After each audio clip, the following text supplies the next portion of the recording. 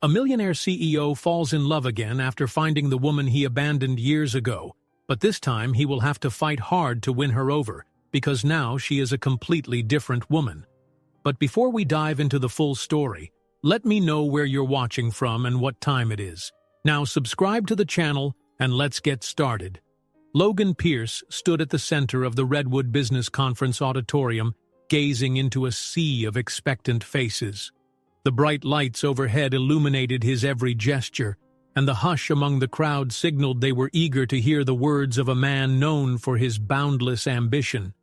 His voice had become something of a legend in the corporate world, inspiring both fear and admiration among competitors. At that moment, wearing a tailored suit and sporting the poised confidence of a self-made millionaire, he looked precisely like the powerful CEO everyone expected him to be. He began his speech in a measured tone, speaking about new market opportunities, the progression of Pierce innovations, and the forward-thinking plans he had championed. Every now and then, a ripple of applause echoed from the audience, punctuating his points. On the surface, everything seemed smooth, another routine display of Logan's compelling leadership. Yet, behind his polished smile, a slight tension gripped him. He sensed the typical swirl of corporate drama just below the surface, but for a man like Logan, that was an old familiarity, something he enjoyed controlling. Then it happened. His gaze drifted toward the back of the auditorium, just a brief glance at first. And there she was. The flash of recognition hit him like a lightning bolt. Trinity. For a second, Logan's entire world narrowed to the sight of her, standing half-hidden at the edge of a door, observing him intently. He faltered, nearly losing his train of thought mid-sentence. The applause faded. A faint murmur rippled through the audience, sensing something off in his sudden pause. For the first time in years, Logan Pierce lost his composure on a public stage. He somehow managed to finish his planned remarks, though the last few lines came out haltingly. He forced a nod and a smile, stepping back from the podium amid uncertain applause. His mind was somewhere else entirely, racing through half-forgotten memories of Trinity's laughter and her spirited energy, and, more painfully, the day he'd walked away from all of it without a backward glance. Once the crowd dispersed into the aisles, Logan made his way off the stage. A few Redwood conference organizers offered polite handshakes, congratulating him on another powerful presentation. He thanked them mechanically, his eyes already scanning for any sign of Trinity in the bustling hall. The chatter of finance moguls, startup founders, and curious journalists merged into a hum around him. Luxurious banners advertised new business solutions, while well-dressed attendees chatted over designer coffee cups, forging deals in hushed conversations. Finally, he spotted her near an exhibit booth spotlighting an innovative software platform. She stood with a small group of people, an air of confidence radiating off her. The curve of her jaw was sharper than he remembered. The sleek lines of her professional attire hinted at success in her own right. For a man accustomed to reading every negotiation in the room, Logan couldn't quite place the expression she wore. Surprise, maybe, but also something that looked like quiet resolve. He approached hesitantly. Trinity's gaze flicked to him, and for an instant, he glimpsed a flash of old hurt layered beneath her outward composure. She offered him a polite nod, her voice as cool as marble when she spoke. "Logan Pierce, still commanding every room you enter," she said, raising an eyebrow in that same knowing way he remembered so vividly. His assistant, Marcus, hovered at Logan's elbow. Marcus was usually quick with a friendly grin, but the atmosphere between Logan and Trinity warned him to keep a polite distance. Logan forced a thin smile. "Trinity," he replied. "I didn't realize that you'd be here." She tilted her head, eyes flickering over his expensive suit. So many corporate events, so many industry conferences. Hard to avoid each other forever. The dryness in her tone stung more than Logan expected. He tried to appear calm, though inside he felt unsettled, the old guilt rising. "It's been a long time," he managed. "I'm sure it has," she said simply, offering no further warmth. Before he could say anything else, Vaughn Caldwell, another CEO who'd built a reputation almost as formidable as Logan's, strolled up to Trinity. Caldwell greeted her with effortless familiarity, then cast Logan a challenging glance. "Logan," he said, coolly shaking his hand, "I see you've already reconnected with Trinity. She's been a valuable advisor in my circle lately." Logan's jaw tensed. Rival CEOs with a personal edge were nothing new to him, but Vaughn's mention of Trinity as an ally unsettled him. He felt the faint prick of something akin to jealousy gnawing at him. "We're old acquaintances," he said in a clipped tone, noticing Trinity's subtle smirk at the description. Caldwell shifted to stand closer to her, as if symbolically placing himself between them. The air felt charged, like the quiet before a thunderstorm. In that moment, Logan realized that meeting Trinity again wasn't going to be a simple walk down memory lane. It was a reckoning, one he might not be prepared for. Marcus, sensing the tension, smoothly stepped in to ask Logan a question about an upcoming interview. Logan used the distraction to pull away from Caldwell. With a final look at Trinity, he nodded in goodbye, her expression too controlled to read. As he walked off, the conversation behind him resumed in hushed tones. He didn't need to hear the words to know he'd just lost the comfortable vantage point he always kept over every situation. Minutes later, he stood in a wide hallway lined with potted trees and soft lighting, trying to gather himself. The Redwood Business Conference's ambiance was the epitome of corporate luxury, designed to seal deals and flaunt power. Yet for Logan, that comfort had vanished. He felt oddly exposed. Memories of his younger self flooded his mind, that rebellious spark he once found so thrilling in Trinity, the nights they'd spent dreaming of futures bright with possibility, and the day he'd chosen to pursue success without her. He took a moment to breathe, leaning against the marble wall. Marcus joined him, wearing a concerned expression. "You're due for a meeting with potential partners soon," the assistant reminded him gently. "But is everything all right? You seemed distracted on stage." Logan nodded, brushing off the worry. "I just need a minute," he said. "I'll be fine." In truth, he wasn't sure if he was fine at all. The lingering image of Trinity's face was a jolt to his carefully constructed life, one that threatened to unravel more than just his composure. He stared into the middle distance, remembering the sparkle in her eyes back when they were both younger, hungrier for a future they believed they could shape together. He'd been so certain that leaving her behind would clear a path to unstoppable success. Now he realized he might have paid a higher cost than he ever intended. Soon, a Redwood Conference staff member ushered him back into the main corridor, where a bustle of corporate executives greeted him.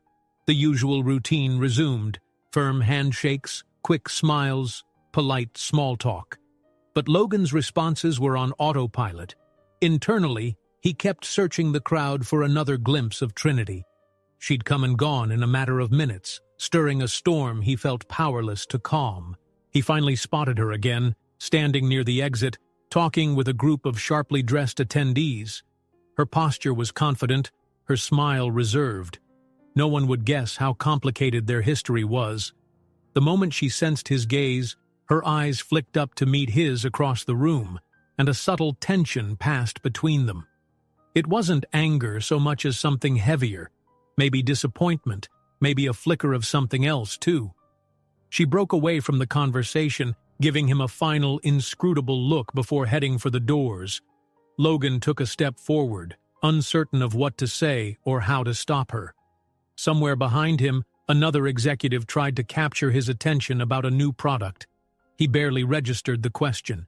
He swallowed hard and set down the glass of water he was holding, his heart pounding.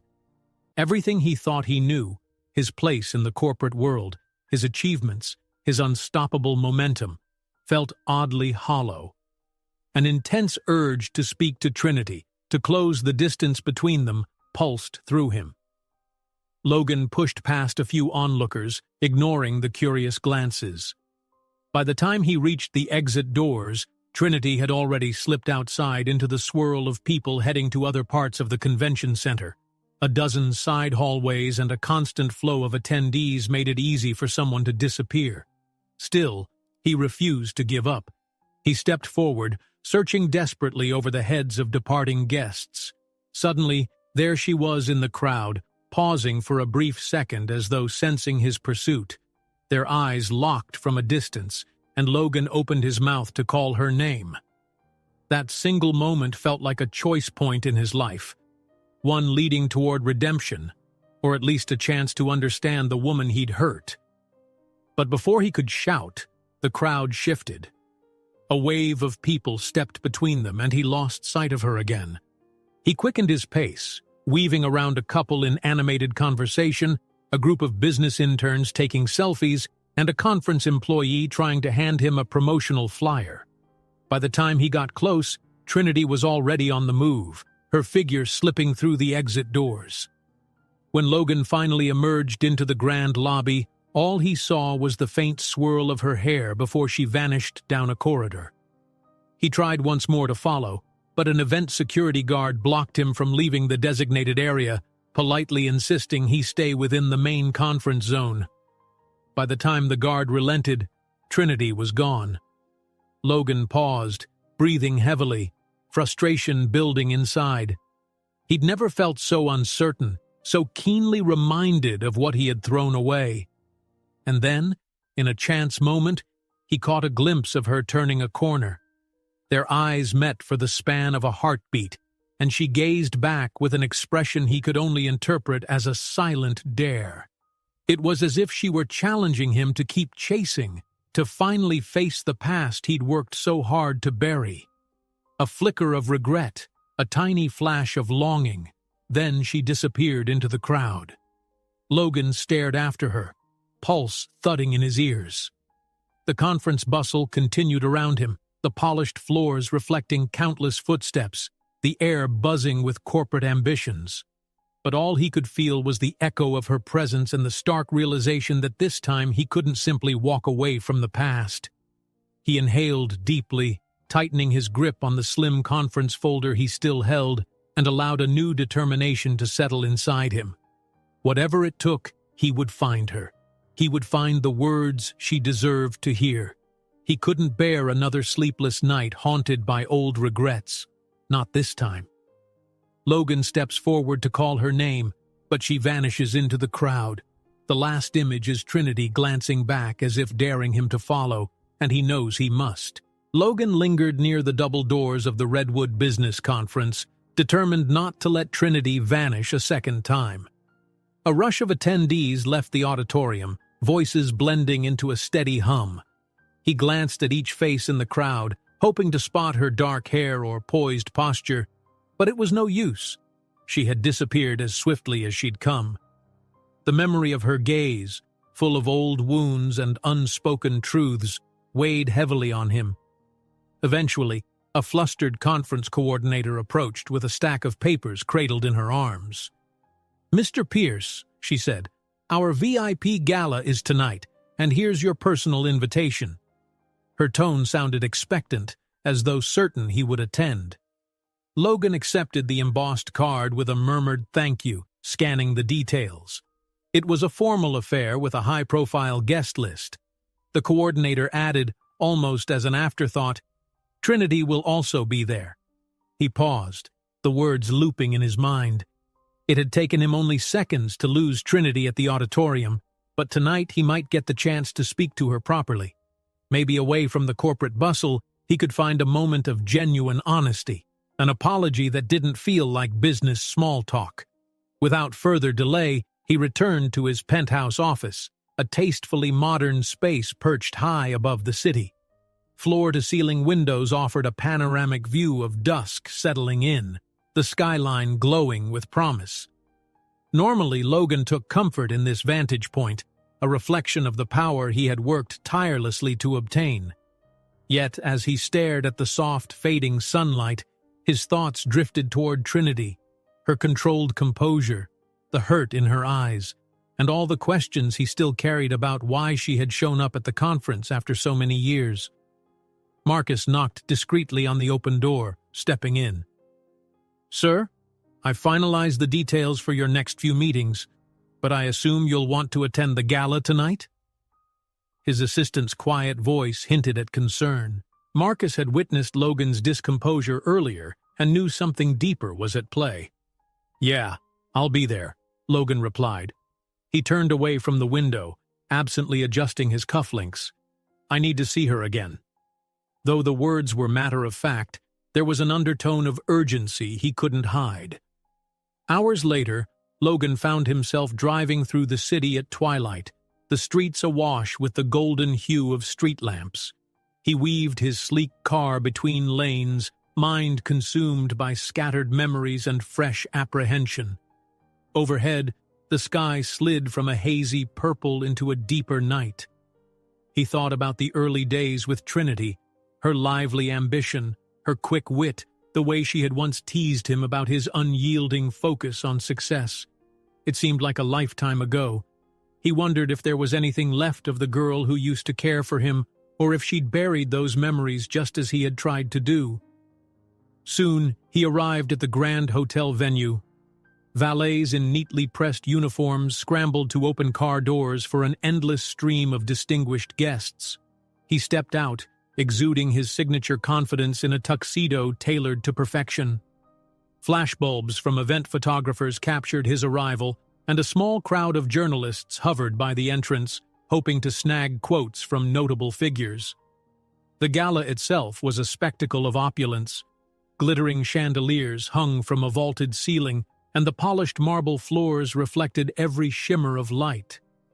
Waiters in sharp black suits offered champagne on silver trays, while elegant string music drifted across the high-ceilinged space. Logan navigated the swirl of guests, nodding politely to those who recognized him, but his thoughts were anchored on finding Trinity. He finally spotted her beside a tall display of Redwood's philanthropic initiatives. She was wearing a sleek black dress that accentuated her poised bearing. Her hair was done in a simple yet sophisticated style, and her eyes sparkled beneath the soft lights. The sight momentarily stole his breath. She appeared more self-assured than ever, a testament to the life she had built on her own. Logan approached carefully, trying not to draw too much attention. She noticed him and held his gaze with a steady look. "You followed the invitation," she commented. There was neither warmth nor annoyance in her voice, only a controlled neutrality that kept Logan guessing. "I did," he said softly. "Wanted a chance to see you again. Properly." Trinity set down her champagne glass on a passing tray. "If it's about earlier, don't apologize. Public scenes aren't my style, and it looked like you were trying not to create one." He swallowed hard. "I am sorry, though. About everything." The breadth of what everything entailed stretched far beyond a single conversation. Her silence spoke volumes, and he realized that words could only mend so much. The clink of glasses and a hush in the music signaled that something was about to happen on stage. But before the spotlight shifted, Marcus eased up behind Logan. "Sir, if you have a moment, a few potential partners would like to speak with you." His voice was low, respectful of the tension between Logan and Trinity. Logan nodded slightly, though his focus remained on her. "I'll be there soon." Marcus gave a cautious look, then disappeared into the crowd. Trinity observed all this with an almost imperceptible lift of her brow, as though expecting Logan to run off again in pursuit of the next corporate conquest. Before either of them could speak further, a journalist with a press badge hanging around his neck approached. He was a lean man with a keen, probing stare. "Logan Pierce? And Trinity Rose, correct?" His voice carried the smooth confidence of someone accustomed to digging for headlines. "You two looked deep in conversation. Care to share a quote about your history for Redwood's coverage?" Logan stiffened. "We're just discussing professional matters," he said firmly. The last thing he needed was a reporter sensationalizing his past with Trinity. Trinity, unflappable, offered a succinct half-smile. "I'm here to discuss my work. That's all." The journalist wasn't deterred. I couldn't help but notice a bit of a spark, let's say, between you both earlier. Your name came up when Ms. Rose mentioned her startup's potential partnerships. Could that involve Pierce Innovations? The directness of the question set Logan on edge. This was the first time he'd heard any hint that Trinity's business might intersect with his. He wasn't sure how to respond. "We're still exploring possibilities," he said carefully, glancing at Trinity to gauge her reaction. She kept her features controlled. "Nothing is confirmed yet," she added, dismissing the journalist's leading tone. Unsurprisingly, the reporter leaned in, sensing a potential scoop. "So there's a history. Are we talking old friends? Ex-partners, perhaps? We'd love an inside story." A flash from a camera caught Trinity's profile, and a ripple of curiosity from nearby guests made the moment even more uncomfortable. Logan saw Trinity's jaw clench. This was precisely the kind of public confrontation she had been trying to avoid. He placed an arm lightly in front of her, hoping to shield her from further intrusion. "Excuse us," he said in a cool but final tone, steering her away from the prying journalist. They ended up near a marble pillar, half concealed by tall arrangements of white lilies.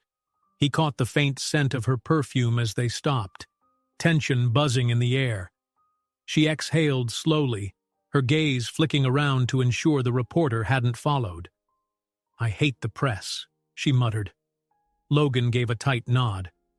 "I'm sorry. They zero in on anything that looks out of the ordinary." "Right, and we certainly look out of the ordinary," she said, an edge creeping into her voice. A voice on the microphone cut through the space. The gala's host was calling for everyone's attention to announce Redwood's new philanthropic initiative. Polite applause spread through the crowd, and the music softened to a hush. For a few minutes, all eyes turned to the stage, granting Logan and Trinity a momentary reprieve. Logan seized that chance to face her directly, his expression earnest. "Trinity, about the past, there's so much I need to say to you. I'm not sure any apology would be enough, but if you'd—" She held up a hand, halting him. "Logan, I'm not interested in hashing this out in the middle of a gala. If you really want to talk, find me somewhere private. But don't expect me to just forgive everything." Her voice carried a controlled intensity. "I spent a long time learning how to live without you." A flicker of pain crossed Logan's face. "I understand. Still, She shook her head, her eyes taking on a distant quality. "I have to go. There are people I need to speak with." Without giving him a chance to respond, she turned on her heel, disappearing into the milling throng of tuxedos and gowns. He watched her retreat, words dying on his lips. The hollowness in his chest returned, mingled with a flicker of determination. Somehow, in the swirl of champagne glasses and fleeting conversations, the weight of their unfinished past felt heavier than ever. He knew their next conversation would be pivotal, and the uncertainty of it gnawed at him. As the night wore on, Logan tried to engage in polite networking and greet familiar faces, but he couldn't shake the sight of Trinity's guarded expression. He felt an odd mixture of shame and longing. When the gala eventually drew to a close, waiters began collecting empty glasses, and groups of attendees said their goodbyes. Logan found himself by the grand staircase scanning for her one last time, but she was nowhere to be seen. He made his way through the exit, stepping out into the cool night air. A few paparazzi still lingered near the entrance, snapping photos of departing guests. Logan ignored them, fishing for his phone to request his car. Just then, the device buzzed in his hand with a new message from an unknown number. At first, he considered ignoring it. Anonymous tips and spam messages were not uncommon for someone in his position, but something compelled him to read it. The brief text made his pulse kick. Trinity might be hiding a major personal secret. Logan stared at the glowing screen, a sudden rush of alarm washing over him. He reread the message, trying to make sense of it. What could this possibly be referring to? She'd shown no indication of personal skeletons, aside from the obvious tension between them. And yet, the words made him recall the storm of thoughts in her eyes, the way she'd held herself with such quiet determination. Maybe there was more to her story than he ever realized. Standing at the curb, Logan felt the weight of the unknown settle on his shoulders. He glanced around as if he might catch one more glimpse of Trinity stepping from the venue. There was only the last stragglers of the gala, none of them her. The swirl of city lights reflected off the glossy pavement, and somewhere in the distance, a horn blared. He tucked his phone into his pocket, mind reeling. A secret? If it was true, how deep could it go? Or was this just a cruel trick by a meddling rival? The fact that his heart pounded so violently told him that even if the tip was vague, it was enough to put him on edge.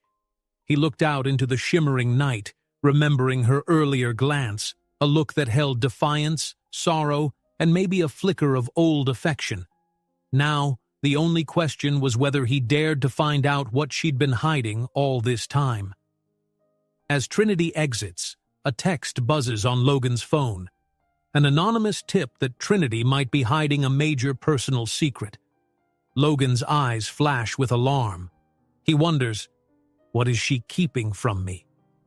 Logan set down the phone on his desk, the anonymous text still replaying in his mind. The words suggested that Trinity was hiding something far more complicated than he ever imagined. He glanced out of the massive windows in his office, trying to clear the swirl of speculation from his head. The city lights glowed in the distance, and though his reflection in the glass was as composed as ever, his stomach churned with a rare sense of unease. He paced around the office, retracing every interaction he'd had with Trinity since her sudden appearance. She had been guarded, certainly resentful, and no wonder. He'd walked out of her life years ago with barely a backward glance. Still, something in her eyes now hinted at a deeper layer of secrecy. He recalled the text. Trinity might be hiding a major personal secret. Despite his usual caution against rumor and gossip, he couldn't shake the feeling that there was truth behind it. Marcus, his loyal assistant, entered quietly. "Sir, I've noticed you've been distracted," he said. "Is there anything I can do to help?" Logan considered brushing him off but changed his mind.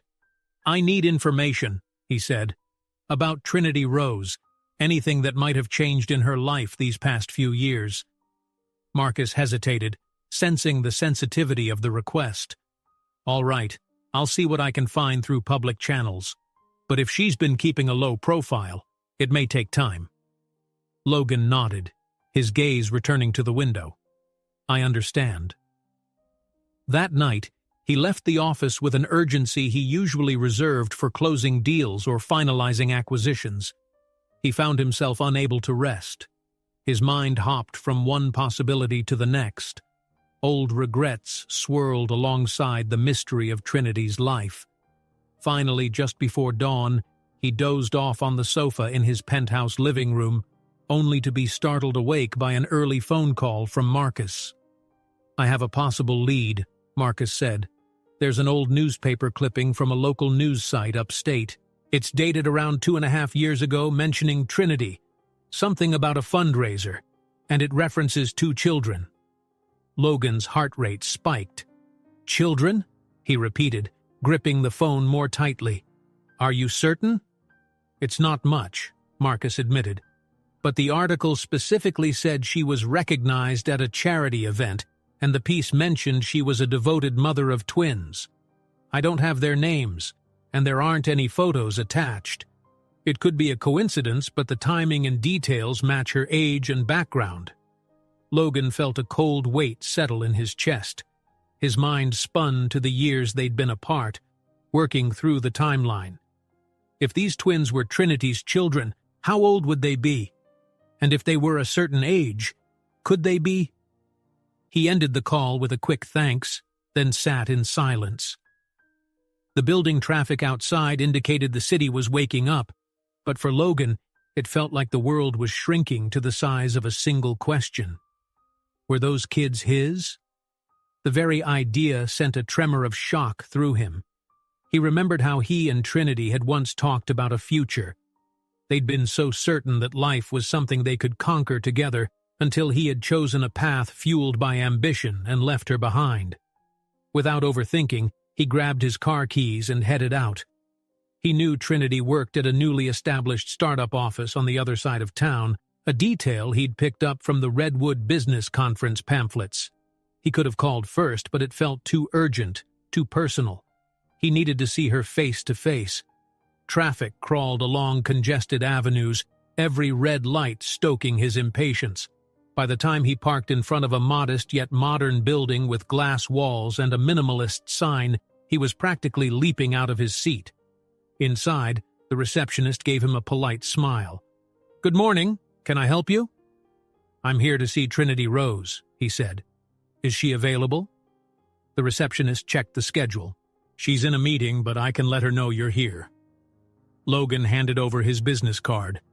The receptionist disappeared into a side corridor. Moments later, Trinity stepped into the lobby, professional as ever.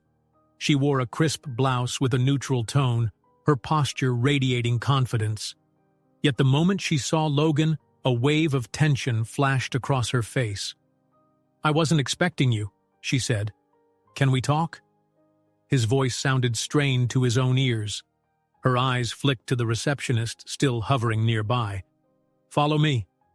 She led him down a narrow hallway and into a small glass-walled conference room with a frosted decal on the door.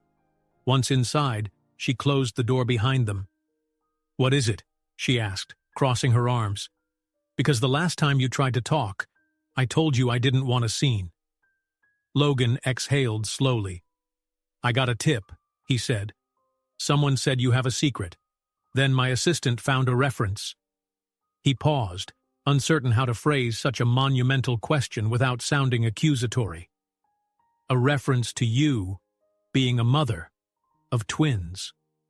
Trinity's expression hardened, but her voice remained calm. "I don't see how that's any of your business. Are they my children?" he asked, voice faltering at the last two words. He'd come this far, and the only path left was honesty. She stared at him, her lips pressed into a taut line. For a moment, he thought she might deny it outright, but then something in her eyes wavered, a flicker of the pain she had kept buried. "Yes, they are," she said softly, each syllable landing like a revelation. Logan's knees almost buckled. He took a step back, his breath catching in his chest. I didn't know. Why didn't you ever—" "I tried," she said, voice cracking slightly. "I tried to reach you in the beginning, but you were already gone.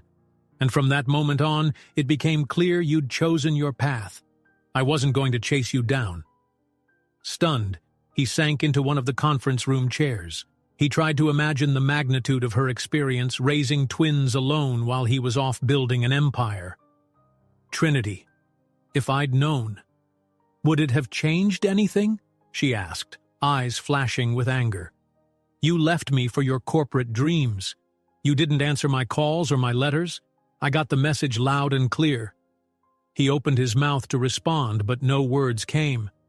Guilt weighed him down like a physical force. "I'm sorry," he managed at last. "I was foolish and ambitious. I thought I knew what I wanted out of life, but I never imagined it would cost me everything we had." Trinity took a seat opposite him, her voice turning raw with years of pent-up emotion. "You can't just barge in now and play the remorseful father. They're not babies anymore. They're 4 years old and they know nothing about you." She drew in a shaking breath. "I built a life for them. I protected them." His mind reeled. "They're 4, he repeated, trying to absorb the fact that he had 2 children walking and talking somewhere in this city. "What are their names?" She hesitated, as if the question itself was too intimate, too personal for the man who'd abandoned her. "Sienna and James," she finally said, her voice softening momentarily at the mention of them. Logan closed his eyes, letting the names sink in. An ache unfurled in his chest, regret, wonder, and an inexplicable longing to see them. "I didn't mean for this to happen," he said. "I was selfish and naive, but I'm here now, and I want to make things right." Trinity's lip trembled. "You can't just fix this overnight. For 4 years they've had no father. You don't get to stroll in and expect a family. He swallowed hard. I understand I can't just claim that role, but please, let me at least know them, be part of their lives somehow. I've made mistakes, but I don't want to repeat them. She studied him with a mixture of anger and sadness. I can't promise you anything, she said at last.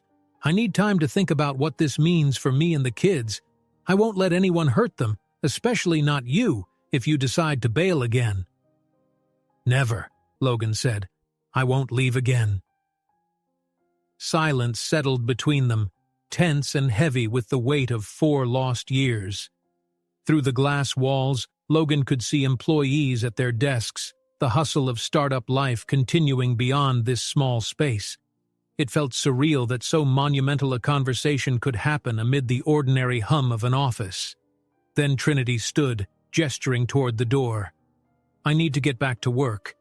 She paused, lowering her voice. I have a client meeting in a few minutes.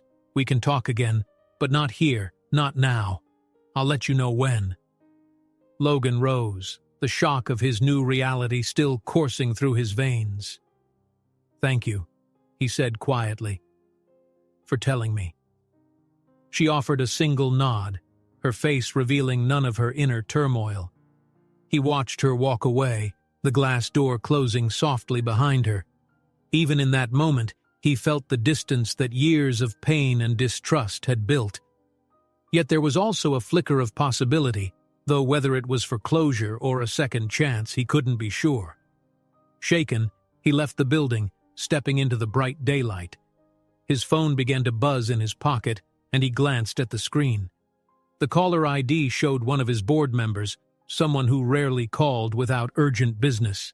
He answered, his voice still faintly trembling from the confrontation. Logan, said the board member on the other line, sounding harried. We've got an emergency situation. We need you at the office, immediately. Emergency? Logan repeated, forcing himself to focus. It's a crisis. If we don't act now, your position as CEO could be at risk. Logan's grip on the phone tightened. I'll be there soon, he replied. He ended the call but couldn't move just yet. Everything felt like it was spinning out of control, from the shock of discovering 2 children he never knew he had, to the crisis threatening to uproot his company. And amid it all, he couldn't shake the lingering image of Trinity's tear-filled eyes, filled with anger and heartbreak, or the undeniable reality that he was a father who had yet to meet his own kids. Logan steps outside, phone buzzing again, this time from a board member.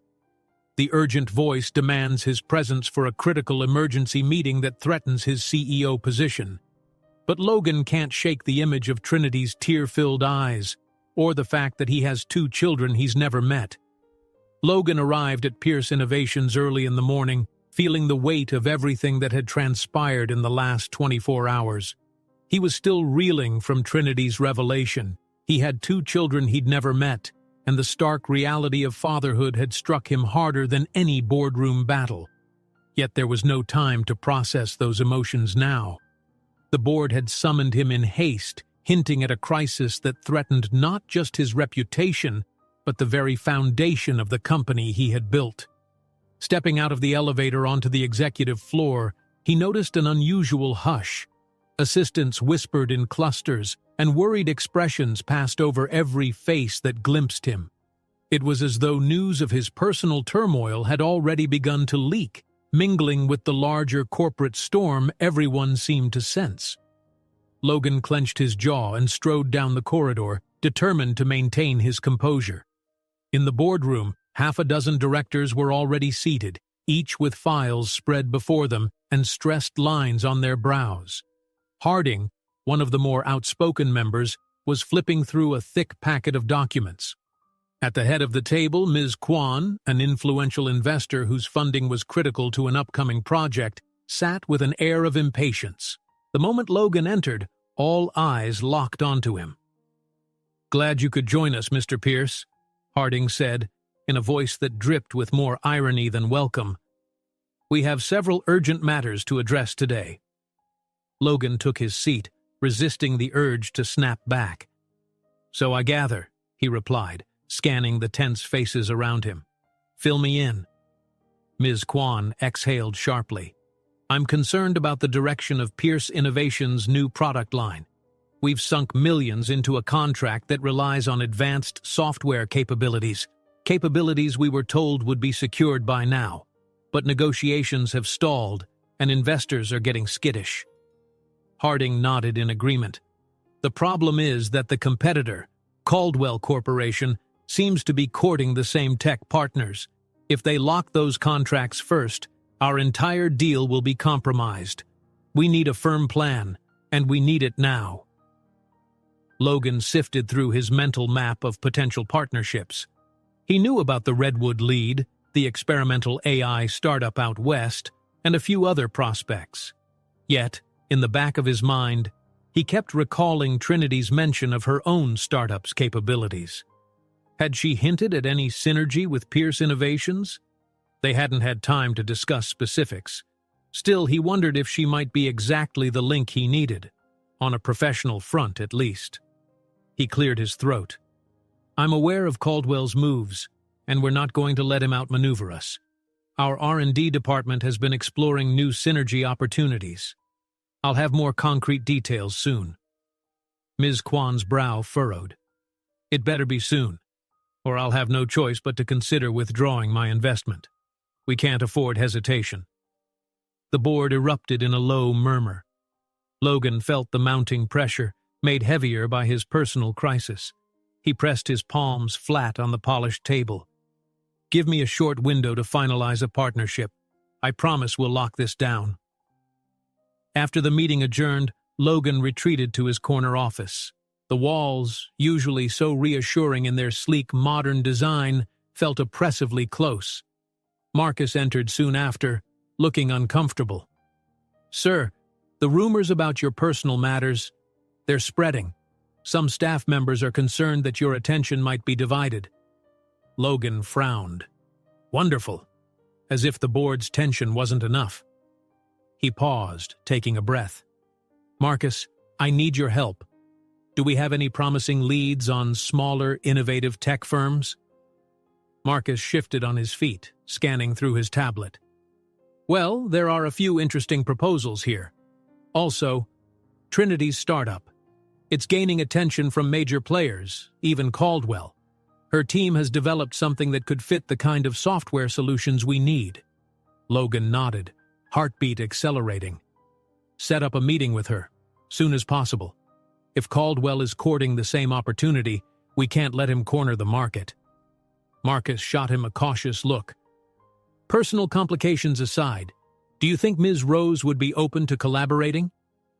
That's what we'll find out, Logan said, feeling a surge of determination. He couldn't avoid Trinity forever, especially not with an opportunity that might save his company from a disastrous contract failure. A few hours later, Trinity walked through the glass doors of Pierce Innovations, flanked by two members of her startup team. She wore a sharp blazer, her posture exuding the same confidence he'd seen at the Redwood conference. The only trace of tension was in her eyes. Logan stood to greet her, conscious of every curious glance from his staff. For a moment their gazes locked, a silent acknowledgement of what simmered between them. Ms. Rose, Logan said formally, extending a hand. She shook it with equal detachment. Mr. Pierce, she replied, my team and I appreciate the invitation, though we did wonder why the sudden interest. He gestured toward a small conference room near his office. Once they were all seated, Marcus made the introductions and quickly recapped the potential synergy that might exist between Pierce Innovations and Trinity's firm. The discussion moved swiftly into technical details. One of Trinity's colleagues, a young woman with bright eyes, described how their software could seamlessly integrate with Pierce's new product line. Logan listened, forcing himself to stay focused on the professional aspects. Yet, in the back of his mind, he remembered the whirlwind revelation that Trinity's children were also his. The knowledge colored every glance he cast in her direction.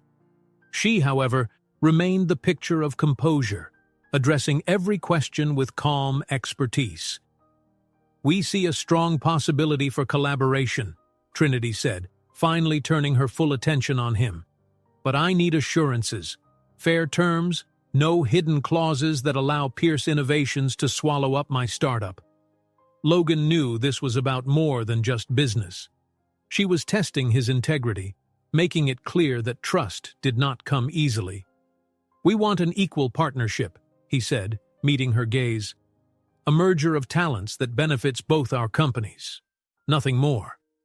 Harding, who had joined the meeting, coughed pointedly. "We have to consider the board's stance. We'd need an exclusivity period if we're sharing key intel. We can't have Ms. Rose's team take the same tech to Caldwell." Trinity's jaw tightened. "So you're suggesting a partnership that keeps me from exploring other options?" "During the development phase, yes," Harding said. "It's standard practice in joint ventures, but of course we'd offer a competitive rate and a seat at the table." Trinity leaned back in her chair, crossing her arms. "I'm fine with exclusivity, as long as our autonomy is respected. I won't tolerate any attempts to overshadow my own company's growth." Logan intervened gently, sensing rising friction. "That's not our intention. We can draft the partnership terms so your company retains its identity. We need your innovation, Trinity, and we're willing to respect your boundaries." For the next hour, they hammered out preliminary clauses. It was intense, but everyone managed to find common ground. Logan noticed that as the negotiation proceeded, Trinity's stance softened. A flicker of respect seemed to pass between them, at least on a professional level. By the time the papers were drafted for further review, Harding looked relieved, and Marcus could barely hide his optimism. As the meeting concluded, Trinity gathered her notes. "I'll take this back to my legal team," she said. "If all goes well, we can finalize the terms next week." Logan followed her out into the hallway, wanting a private word. "Thank you," he began quietly, once their colleagues had dispersed, "for giving this a shot." She gazed at him, eyes flicking over his face. "I'm doing what's best for my company," she said, her tone brisk, though not entirely cold. "And I suppose if it benefits yours as well, that's fine." He struggled for the right words, unsure if it was wise to bring up anything personal here. "I know I can't change the past, but I'd like to earn your trust in some way." Her expression remained guarded. "We'll see how things go." She turned to leave but paused. "I'll be in touch." A slight nod of acknowledgement. Then she headed toward the elevator. Before she could step inside, Ms. Kwan emerged from a side corridor, intercepting Trinity with a gracious smile. "Ms. Rose, I just wanted to say how impressive your proposal was. If you move forward with Pierce Innovations, it could really put both of you at the forefront of the tech scene." The investor directed a pointed glance at Logan. "Don't let him push you around." Trinity arched an eyebrow, and Logan felt heat rise in his cheeks. "I can handle myself, Ms. Kwan, but thank you for the concern." A flicker of amusement crossed the investor's features. "I'm sure you can." She gave a polite nod and vanished down the corridor, her interest obviously piqued by Trinity's potential role in saving the upcoming deal. Alone again, Logan and Trinity exchanged an awkward glance. "Welcome to my life," he said quietly, "always under a microscope." Her lips twitched in the barest hint of a smile. "That's the corporate world," she replied, stepping into the elevator.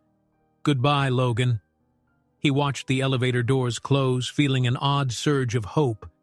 Their relationship was painfully complicated, but for the first time, it seemed they might be on the same side, at least in terms of business. Maybe that was a start. His optimism was short-lived, however, when an unexpected beep from his phone signaled a text. Caldwell's name flashed on the screen, asking for a private meeting to discuss recent developments. Logan sensed trouble. Caldwell's presence in any conversation involving Trinity or Pierce Innovations usually spelled manipulation. Yet a few days later, Trinity reappeared, confirming that her legal team was open to the partnership. The board's tension eased. Ms. Kwan seemed cautiously satisfied. For one shining afternoon, it looked like Pierce Innovations was back on solid footing. In a small ceremony, the two teams agreed in principle to collaborate, finalizing the details to be signed soon. Just as they seal their fragile alliance, Trinity receives a call. One of the twins is in the hospital with a minor emergency. She rushes out, leaving Logan stunned. He's desperate to help, but she clearly doesn't trust him yet. From the moment Trinity's distressed voice faded down the hallway, Logan could focus on nothing else. She had answered her phone, turned pale, and whispered that one of the twins was in the hospital. Before he could even process the words, she was gone, leaving him alone in the conference room with half-signed documents and a sudden painful sense of helplessness. He glanced at the clock on the wall, fighting an urge to chase after her and demand to know where she was going.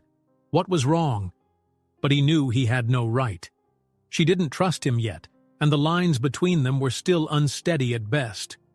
An uneasy tension clung to the air. Outside the door, staff members scurried about, aware that something unexpected had happened. Marcus slipped in and saw the confusion etched on Logan's face. "She just left?" Marcus asked softly. Logan nodded. "Her child, one of them, is in the hospital." His voice was uneven, the reality of having children he'd never met still a jarring thought.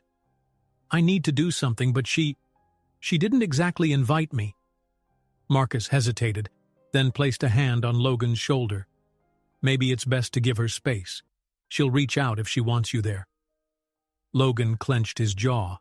He had always been a man of action, unafraid to take control.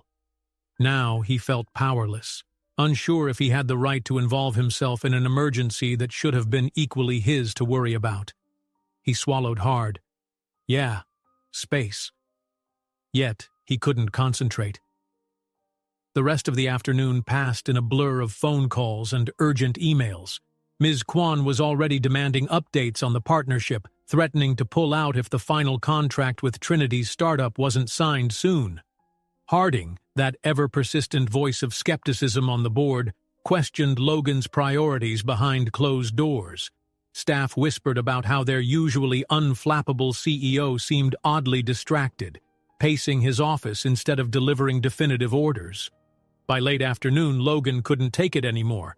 He grabbed his car keys and walked out, ignoring curious glances from the employees he passed. He needed air, needed to move, if not toward a solution, then at least toward clarity.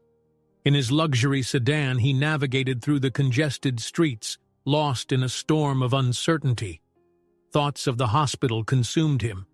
He barely knew which one. Trinity had never given him details about the twins, no addresses or specific routines. For the first time in his life, being the powerful CEO of Pierce Innovations didn't give him any advantage. He was just a man realizing how distant he had become from the only family that truly mattered. A few hours later, as dusk settled, he was back in his penthouse, pacing the living room in restless circles. He tried working through strategies on his phone, exploring expansions, analyzing budgets, anything to stop imagining a hospital corridor where Trinity stood alone, comforting a sick child that was also his. Yet, no matter how hard he tried to concentrate, guilt gnawed at him. By the time night descended and city lights twinkled outside the floor-to-ceiling windows, Logan sank onto his sofa in defeat. The entire day had slipped by without any word from Trinity. An ominous silence weighed on him. He was still staring at the dark skyline when his phone chimed. Instantly alert, he snatched it up, disappointment spiking when he saw it was Ms. Kwan instead of Trinity. "I'm pulling out of this if we don't finalize the deal soon," Ms. Kwan said bluntly. "I won't invest in a company that can't prioritize its key negotiations. You told me the partnership with Trinity's startup was practically sealed. Now I hear delays, half-signed contracts, personal emergencies. My patience is wearing thin." "Please, just give me until tomorrow evening," Logan implored, swallowing his pride. "There's a family matter involved. I'll have everything settled soon." Ms. Kwan paused, then replied with the same clipped tone. "Tomorrow. No more excuses." She ended the call, leaving Logan staring at the blank phone screen. He rubbed his temples, frustrated beyond measure. The image of Trinity's stricken expression floated back to him, fueling a flicker of shame. Despite Ms. Kwan's demands, Logan knew that nothing was more important than what was unfolding with Trinity and the kids. But if he didn't salvage this deal, Pierce Innovations would suffer a major blow, and that would sabotage the very collaboration he was trying to forge with Trinity's company. Everything felt like it was collapsing simultaneously. An idea formed in his mind, however impulsive. He could at least find out which hospital they'd gone to by calling around. It might be an overstep, but desperation won out. Within minutes, he was making discreet inquiries to local hospitals under the guise of a concerned family member. He was met with either confusion or refusal to disclose patient information. Each dead end heightened his sense of anxiety. At long last, in the late evening, the phone vibrated. This time, Trinity's name flashed on the screen, sending his heart hammering. He answered on the first ring. Her voice was low, edged with both exhaustion and caution. "He's okay," she began, as though she knew that was the first question in his mind. "It was an allergic reaction. Scary, but the doctors say he'll be fine."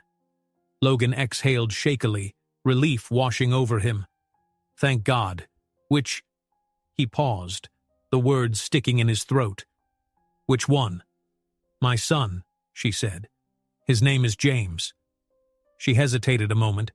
"He'll stay overnight for observation, but he's stable now." Logan swallowed, fighting back a rush of emotions. "Can I come see him? Or at least sit with you? I'd like to help." The silence that followed felt unbearably long. At last, Trinity sighed. "Not tonight. We're both exhausted, and I don't want him even more confused. He's never met you, Logan." A wave of guilt and disappointment crashed over him. "I understand," he said quietly. "If there's anything you need, anything at all." She didn't respond to that offer. Instead, she let out a weary breath. "Look, I'm sorry if it messed up the negotiations.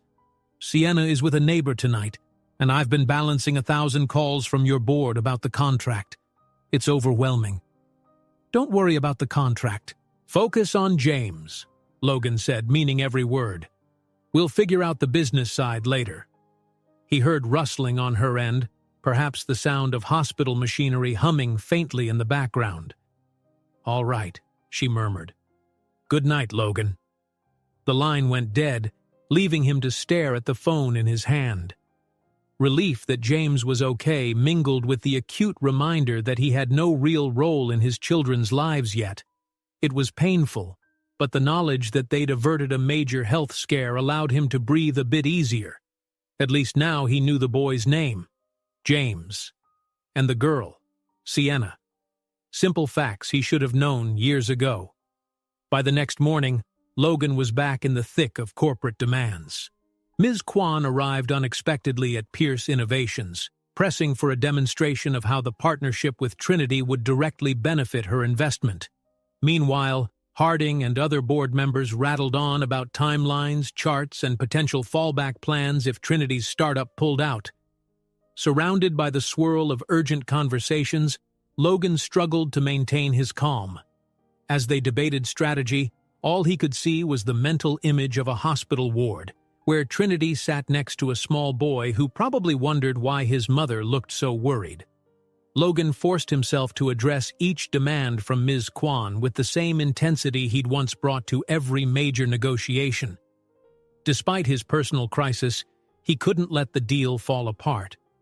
If it did, both companies would suffer, and so would any fragile bridge he was attempting to build with Trinity. Afternoon slipped into evening before he finally got word that James had been discharged, resting at home now.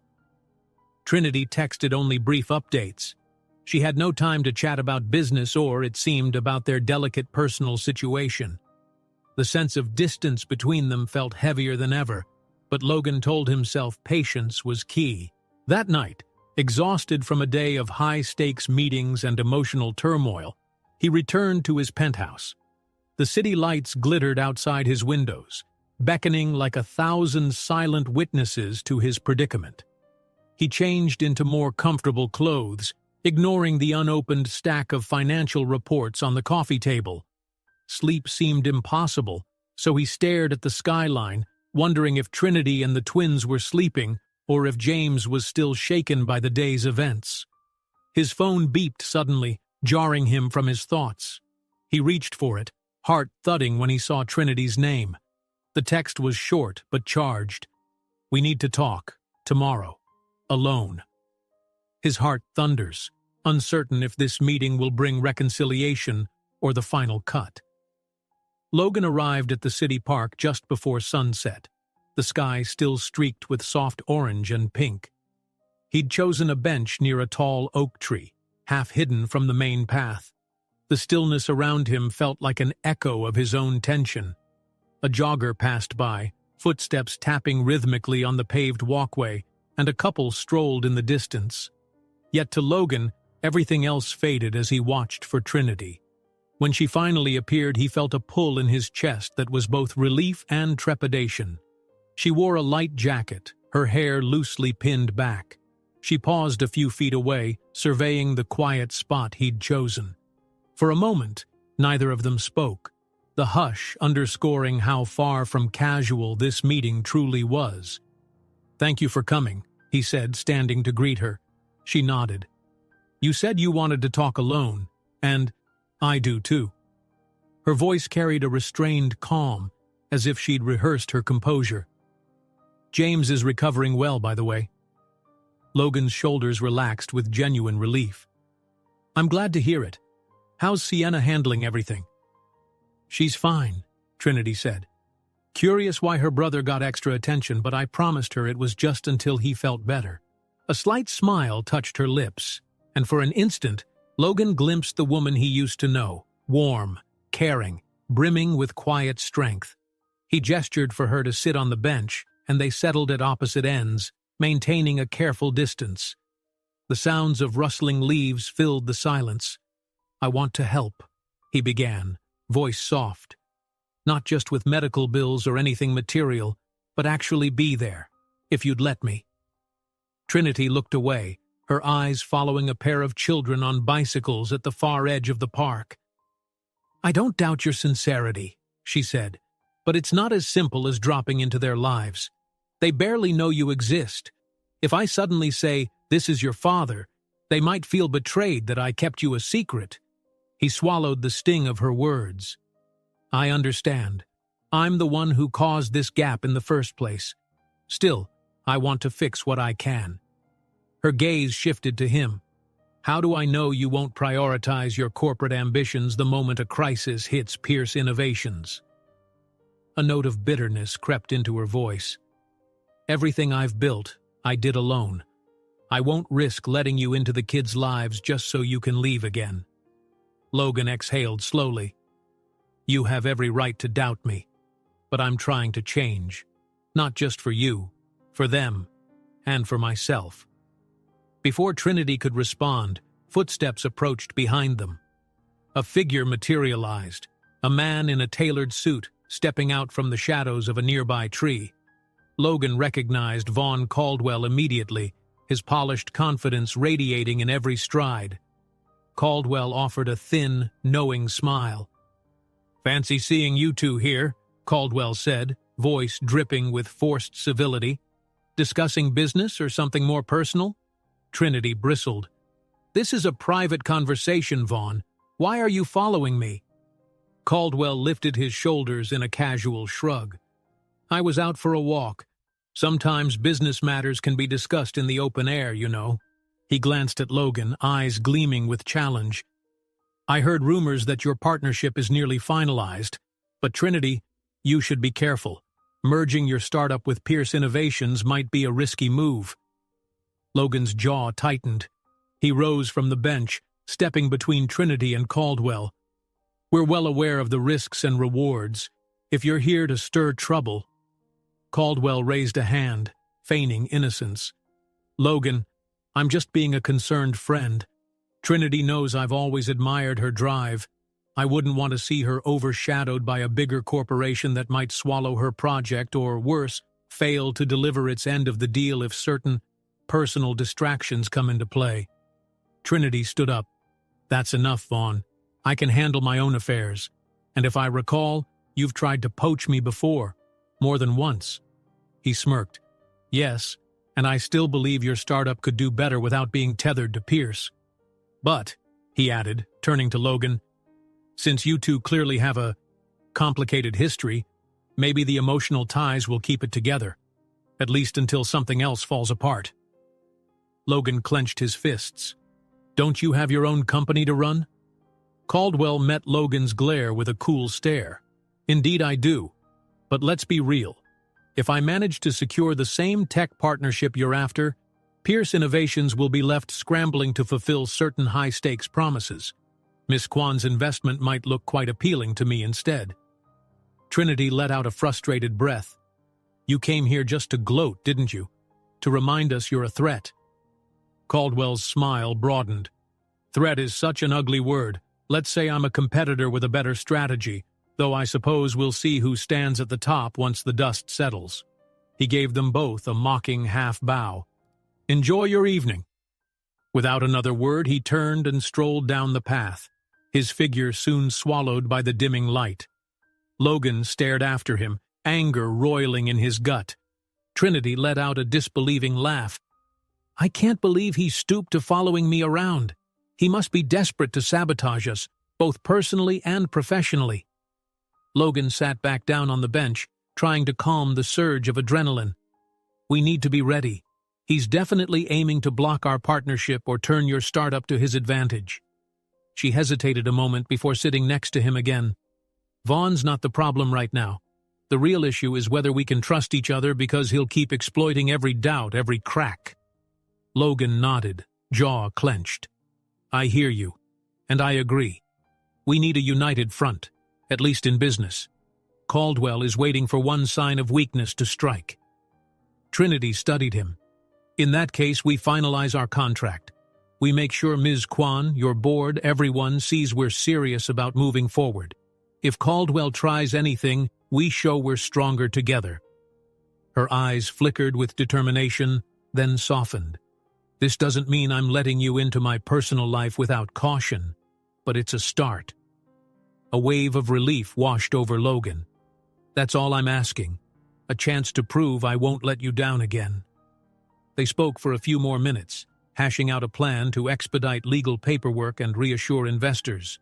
The conversation held a tense undercurrent of the unspoken truth that their arrangement served mutual corporate goals, while the emotional side of it all remained a tangle of uncertainty. Still, in those moments of practical partnership, they discovered a tenuous synergy, one grounded in necessity perhaps, but also in an unspoken wish to find common ground. Finally, Trinity stood. The sky had darkened, and the overhead lamps cast pools of golden light around the park. We should go, she said, glancing toward the path Caldwell had vanished down. I don't trust him, and I'd rather not give him another chance to corner us in some public ambush. Logan rose, joining her under the nearest lamppost. A strange sense of camaraderie wove between them as they stepped onto the main walkway, even if they walked side by side without touching. I'll keep you posted about any developments at Pierce Innovations, he promised, and let me know if Caldwell tries to undercut you again. She nodded. Same goes for you.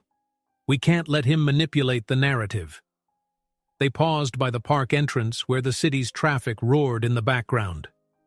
We'll talk again soon, she said quietly, as though acknowledging that each step forward in business might push them closer to confronting the deeper issues. Logan hesitated, wanting to say something about the children, about the raw hope he felt. But the moment seemed too fragile. He simply gave a small nod and watched as she crossed the street to her car. It felt like a subtle shift, neither exactly friendly nor outright antagonistic. The last glimmer of daylight vanished, replaced by neon glow from a nearby billboard. Logan couldn't stop himself from looking back once more, half expecting Caldwell to re-emerge. But the sidewalk was empty, the hush of the city evening settling in. That night, as Trinity returned to her startup's office to catch up on work, she nearly tripped over a small package lying near her door. Its plain exterior carried no postage stamp, just her name scrawled in neat, blocky letters. She picked it up, frowning. Inside, she found an envelope labeled in bold letters, Pierce's Secrets. Her heart pounded as she carefully slid out a few pages. The text detailed an old corporate deal, one she recognized as the basis for the downfall she'd faced years ago, forcing her out of town. And there, in black and white, was Logan's signature, alongside terms that all but confirmed his involvement in the worst turning point of her life. Shocked, she laid the documents on her desk and snapped a quick photo, her hands trembling. If these pages were authentic, it meant Logan had played a part far more damaging than she'd ever realized. It wasn't just a simple betrayal of walking away, it was a formal decision that had impacted her career and future. Could it be possible he'd never known the full extent? Or had he hidden it from her all along? Thoughts spiraled as she typed a brief message to Logan, attaching the image of the documents.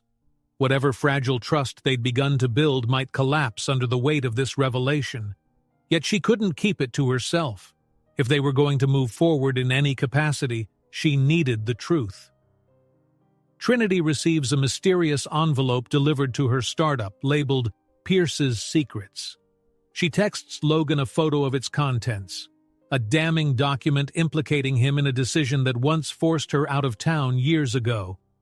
Logan stared at the photo on his phone, blood pounding in his ears. The image showed several pages of an old contract, the text partially highlighted by Trinity's phone camera.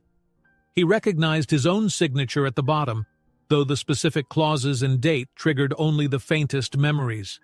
Above it, bold letters detailed terms that looked eerily like the ones that had driven Trinity out of their hometown years ago. He read her short message again, each word crackling with betrayal. So this is the real reason everything fell apart? You signed off on it? He slumped into his office chair, a cold dread swirling in his gut. Could it really be that he had once approved a deal that wrecked Trinity's early career, without ever realizing she'd been caught in the crossfire? Or worse, had he known and simply not cared enough at the time? The possibility churned in his mind. He wanted to deny it, to say it couldn't be true. But there, in the photo, was his signature. A knock on the door jolted him. Harding, that ever-critical board member, poked his head in. "We've all heard the latest rumors," Harding said grimly. "This Pierce's Secrets nonsense. Care to explain?" Logan set his phone aside.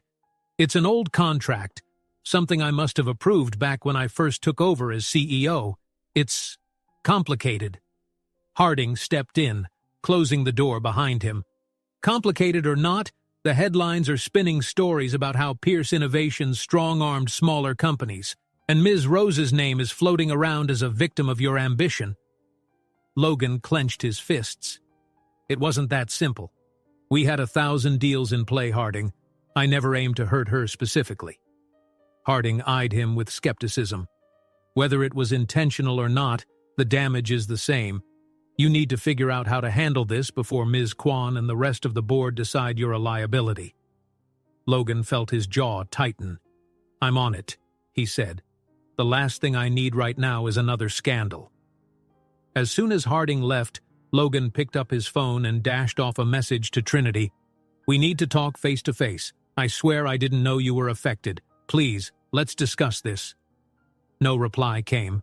With each hour that passed, the story spread further. Rumors rippled through the company about Logan's questionable ethics in those early years, fueling gossip that perhaps Caldwell had orchestrated the leak. By late afternoon, Ms. Kwan requested an emergency meeting to reassure investors, and Logan had no choice but to scramble, half-focused on damage control while waiting desperately for Trinity's response. When he finally stepped into the boardroom, Ms. Kwan and several directors sat in tense silence. Wordlessly, they slid a printed copy of the old contract across the polished table. A red circle had been drawn around Logan's signature. "I want to hear you defend this," Ms. Kwan said coldly, "because from where I stand, it looks like your personal interests cost Ms. Rose her future once, and now you're tying her startup to ours? It was years ago, Logan began, trying to keep his voice steady. That particular merger, yes, I signed for the company, but I didn't personally manage every detail. My oversight was limited. Ms. Kwan cut him off. If you're expecting me to believe you had zero idea Ms. Rose's firm back then would be displaced, you'd better come up with more than just your word. Investors want a CEO who's fully accountable. Logan felt trapped between his own uncertainty and the board's mounting disapproval. He thought about Trinity, imagining how she must feel reading through that contract. Every line must have felt like a personal betrayal. I'm not excusing anything, he said finally, forcing his gaze around the table. I'm acknowledging that our practices may have been flawed back then. I regret it, but I'm taking steps to make it right, both with Ms. Rose and our stakeholders. Harding gave a skeptical huff, and Ms. Kwan pursed her lips. We'll expect concrete solutions by tomorrow, she said. Otherwise, we might have to consider new leadership. Logan kept his composure until the door closed behind him.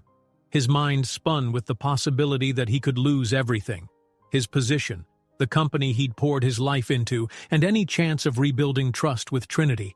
The two issues felt tangled together in a disastrous knot.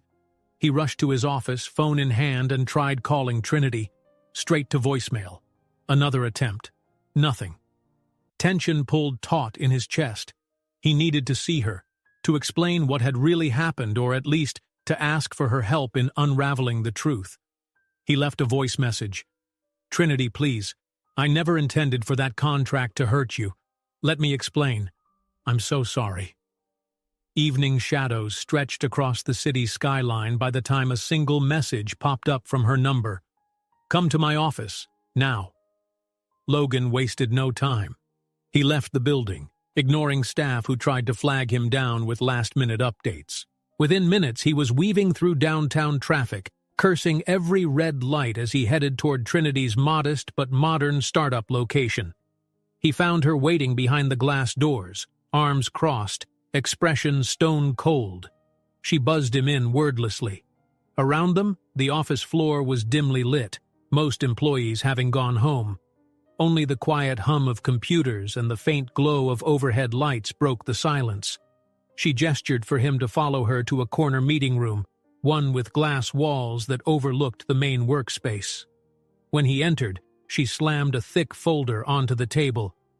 This is the entire paper trail I've collected since I first realized I was pushed out of the market. You want to know how I felt, reading your signature on these documents? As if everything I suspected was true, that you were so busy chasing your ambitions, you never bothered to see who got trampled. Logan's throat constricted. Trinity, you have to believe me. I signed 100 deals in those first couple of years. I was young, hungry for success, and blind to the collateral damage. I never knew your company was involved or that you were personally affected. Her voice wavered with anger. You left me, Logan. Not just personally, but you left me to handle the fallout of your decisions. I lost my shot at that time, had to start from the ground up somewhere else. And all this time I thought you'd simply abandoned me. I had no idea you'd also signed the document that forced me to leave town, to rebuild my life on my own. His eyes flicked over the paper in the folder. The terms were brutal, effectively clearing smaller tech startups from a specific market sector. Pierce Innovations had claimed resources, leaving no room for those with less capital. He met her gaze, trying to convey sincerity. I'm sorry, he said, the words feeling woefully inadequate. If I could take it back, if I could have done it differently, she exhaled, pressing her fingertips to her temple. You can't erase it, but maybe you can help me fix it, at least professionally. If we're really going to partner, I want absolute transparency. I won't tolerate being burned again. He stepped closer, lowering his voice. I swear, I will do everything in my power to ensure that never happens. I'll stand up to the board, to Ms. Kwan, to Caldwell, anyone who tries to sabotage you. Or us. Trinity's posture softened a fraction, the fight in her eyes mingling with exhaustion. Us, she echoed quietly, as if testing the sound of the word. For a moment he thought he saw a glimmer of the bond they once shared. But before either could speak again, her phone rang, shrill and insistent. She checked the screen, brow creasing. "It's the twins' school," she said, startled. Answering the call, she pressed the phone to her ear. "Hello?" Logan watched her expression shift from confusion to alarm. Her eyes darted up, catching his stare through the glass wall, and he sensed something was very wrong. "What do you mean they saw the news? Yes, I understand. They're upset? Right. Of course I'll come." She ended the call, shoulders tensing. Looking at Logan, she swallowed. They saw some news story about you, about all this scandal. They're scared, asking questions. I have to go." His heart lurched, guilt mingling with protective instinct. "I'll come with you," he offered. Her hesitation was obvious, but the stress in her eyes suggested she might not have much choice. A frantic phone call from the twins' school. The children are upset, having seen news stories about their father. Trinity answers while looking at Logan through the glass walls. She's forced to ask for his help, whether she wants to or not. When Logan and Trinity arrived at the small private school, the front hall was uncharacteristically quiet. A few teachers stood along the corridor, throwing quick, concerned looks as the two entered. It was early evening, the time when most parents would have already picked up their children, and the fluorescent lights gave everything a stark clarity that made Logan feel even more self-conscious. The principal, a gentle-looking woman in a cardigan, stepped forward, relief evident on her face. "Thank you for coming," she said, her voice low. Sienna and James were upset. They somehow saw the news stories floating around online. Something about Mr. Pierce. They've been asking a lot of questions. Trinity bit her lip, casting a guarded glance at Logan. "Can we see them?" "Of course," the principal replied. "I've kept them in my office so they wouldn't get more anxious." Logan's pulse pounded as they followed the principal down a short hall.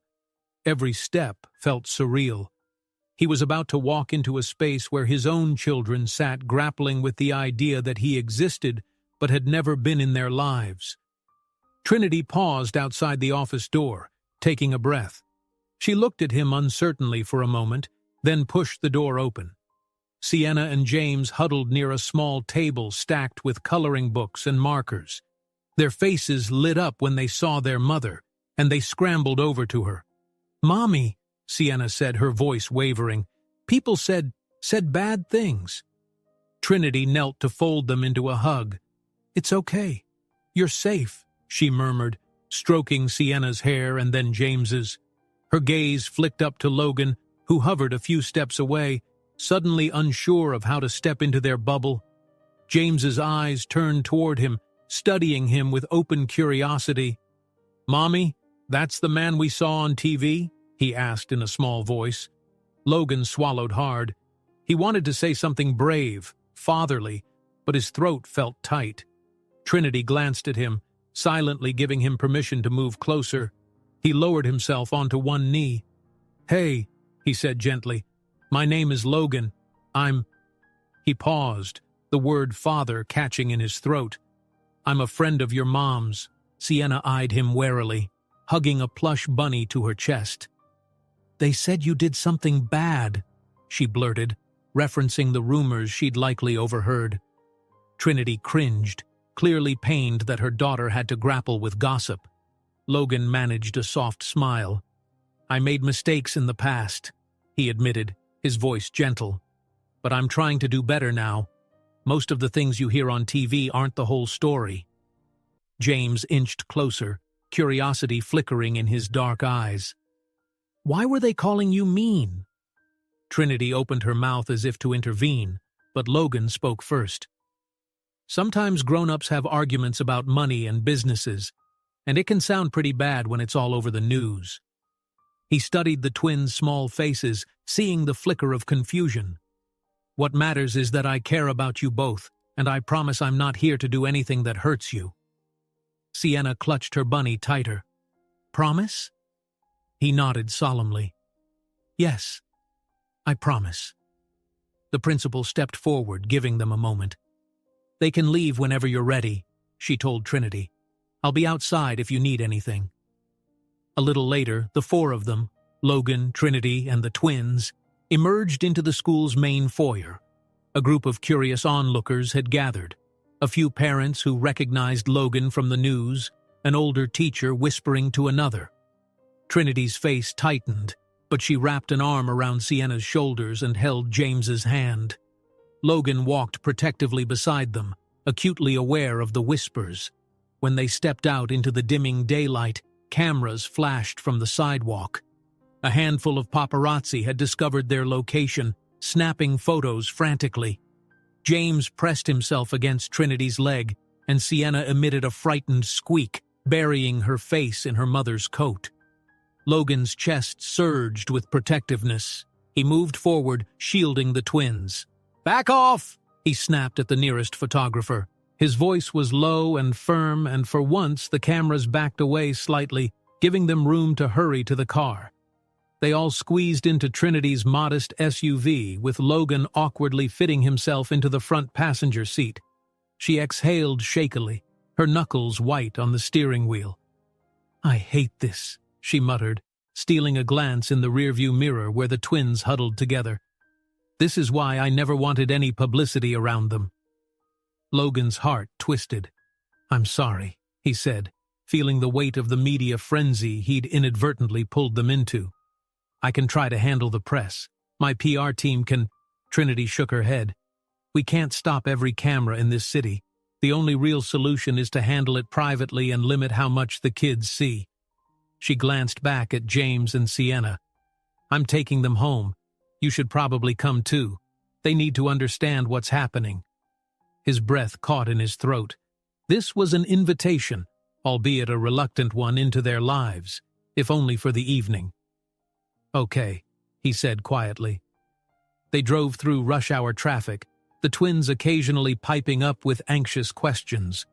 Trinity answered as best she could, her voice staying calm but tinged with tension. By the time they reached her apartment building, the sky was streaked with dusk. Inside, the living room was small but warmly decorated, children's drawings taped to the walls, a stack of storybooks on a short shelf. Sienna and James rushed to their room to change out of their school uniforms. Logan took in the intimate space with a sense of longing. This was the life he'd missed. He'd been so caught up in corporate ambition that he'd never set foot here or known what it felt like to be part of a family's evening routine. Trinity sighed, rolling her shoulders. "I need to make dinner," she said. "The kids are probably starving." "I can help," Logan offered. She studied him, arms folded.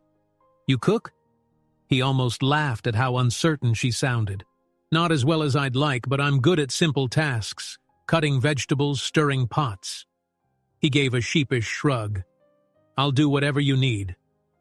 Trinity nodded, relenting, and together they navigated the cozy kitchen. He chopped carrots under her supervision, noticing how natural it felt to be side by side, even if the tension lingered. Occasionally she'd glance at him with an expression that was half wary, half uncertain. He suspected she was still waiting for him to falter. After a while, the kids emerged, asking excited questions about the day. Logan tried to keep his answers gentle and reassuring, explaining that the cameras were there because some grown-ups were interested in his work, but that it wouldn't change how much he cared about all of them. James seemed more curious, peppering Logan with questions about his favorite color, or if he liked building Lego robots. Sienna hung back, occasionally watching him with big eyes, as if trying to figure out who this newcomer really was. When dinner was ready, they all crowded around a small table.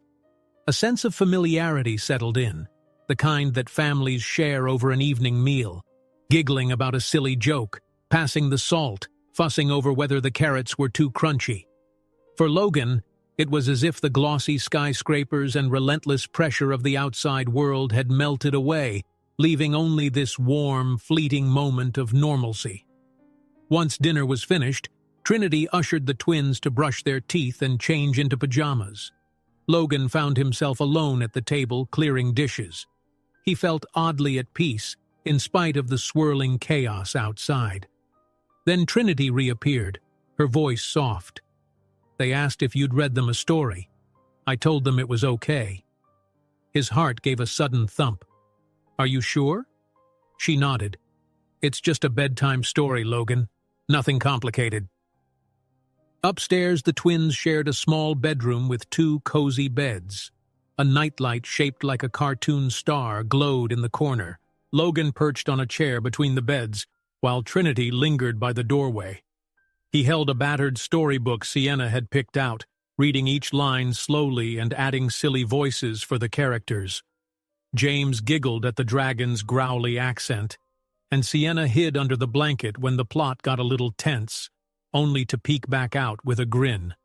When the story ended, both children seemed calmer, their eyes drooping with sleep. Sienna mumbled something about wanting to see if Logan was back tomorrow. James tugged on Logan's sleeve. Will you come again? He asked drowsily. Logan's throat felt tight with emotion. If your mom says it's okay, he managed. I'd like to. Once they were finally asleep, he stepped out into the hallway, finding Trinity waiting there. The overhead light cast a faint glow that caught the hint of tears in her eyes. She quickly blinked them away. Thank you, she said, her voice low, for being gentle with them. He rubbed the back of his neck. I wish I'd been here sooner, he admitted. I'm realizing how much I've missed. Trinity looked like she might say something more, but a sudden buzzing from the living room broke the quiet. She disappeared to answer the phone, and Logan drifted after her, lingering by the doorway. From her clipped tone, he guessed it was about the corporate fallout. He heard her trying to assure someone that the partnership was still secure. When the call ended, she turned to him, looking exhausted. Apparently, Ms. Kwan is furious that you ignored her calls all evening. The board is threatening to walk away from the contract if we don't finalize soon. She sighed. I'm trying to hold the line, but everything is about to blow up. Logan's thoughts churned.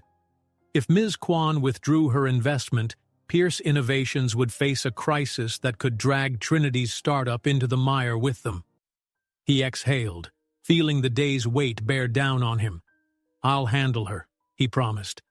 I can't lose this deal, not after everything we've gone through.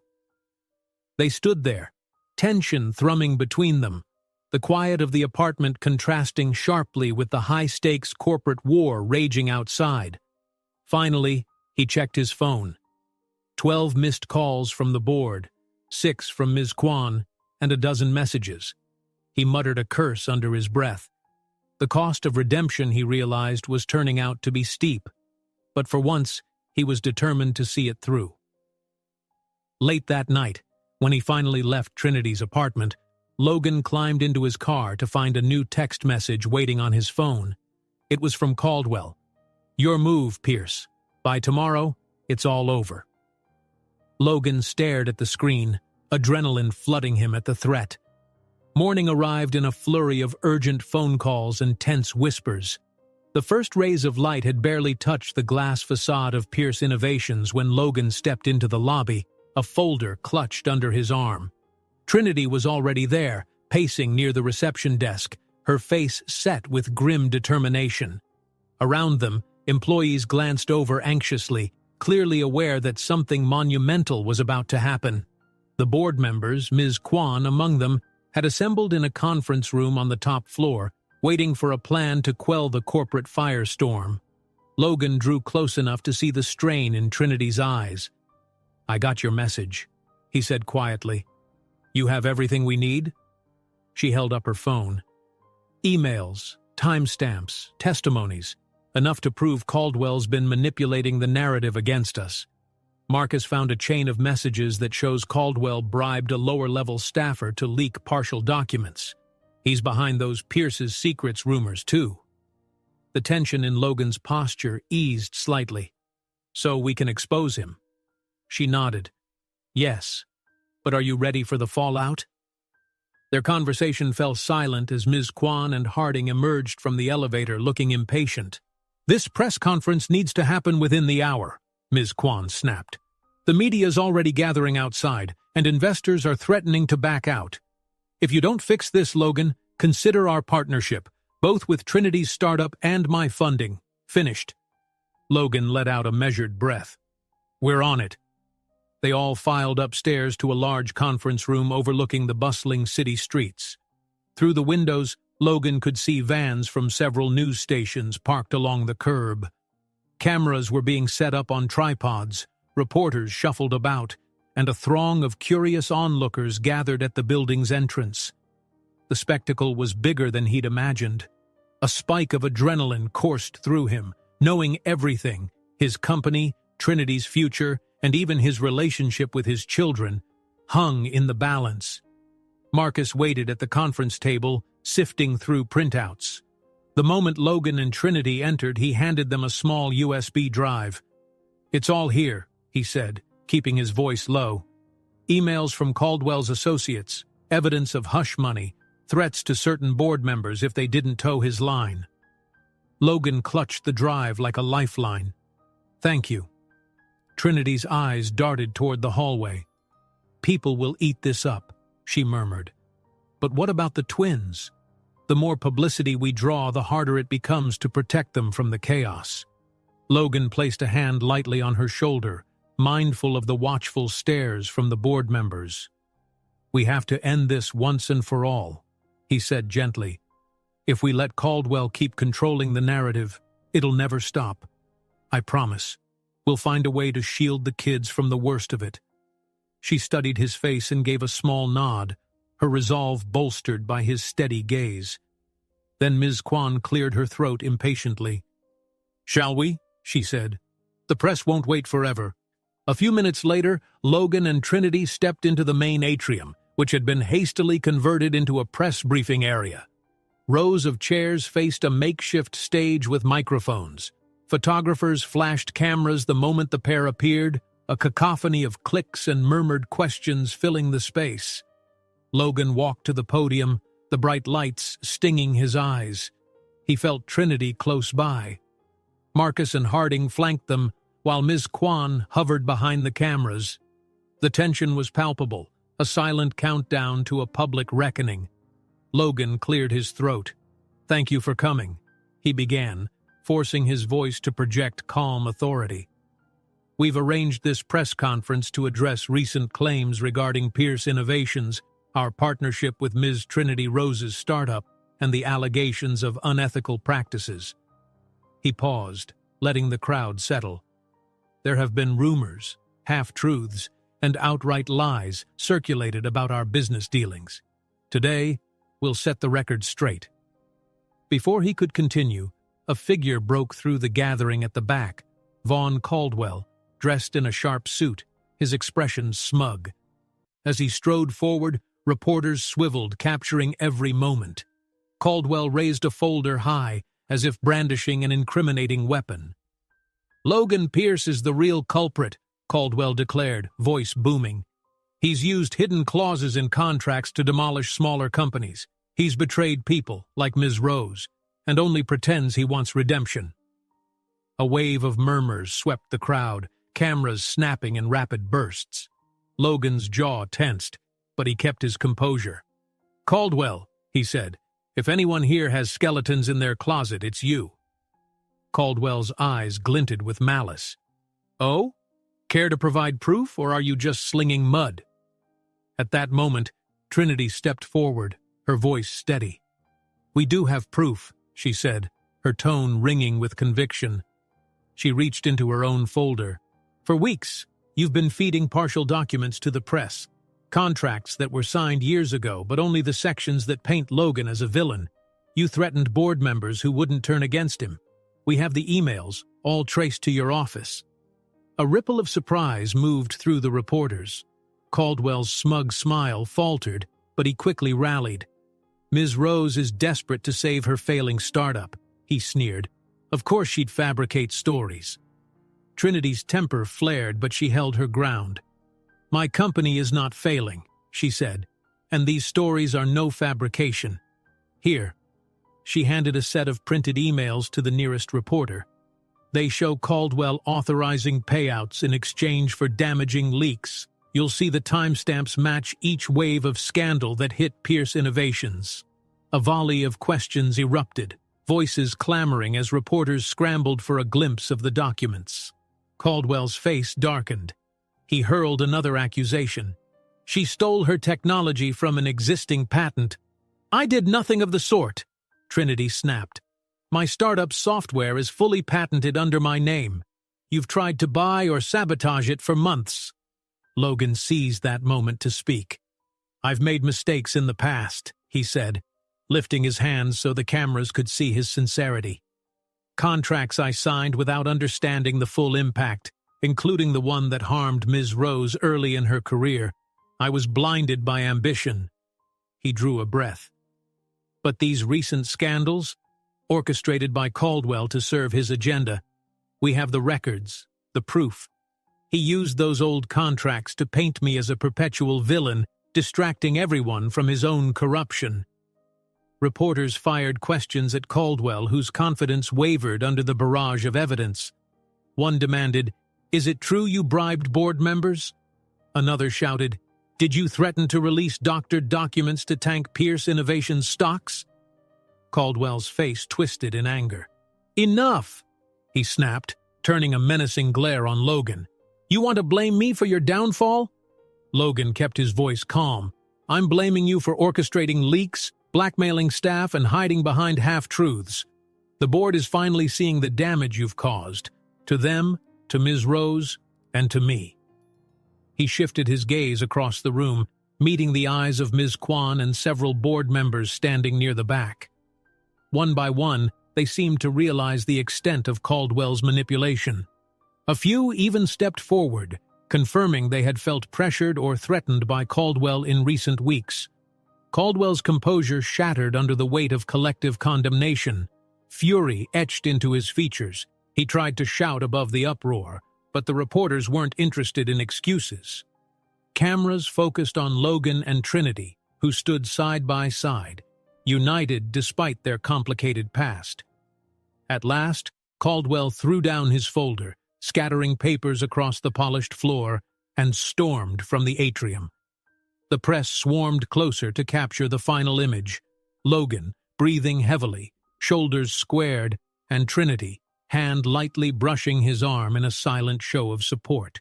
A wave of relief crashed over them both as the crowd pressed in for statements. They'd exposed Caldwell's treachery, reclaimed a semblance of truth.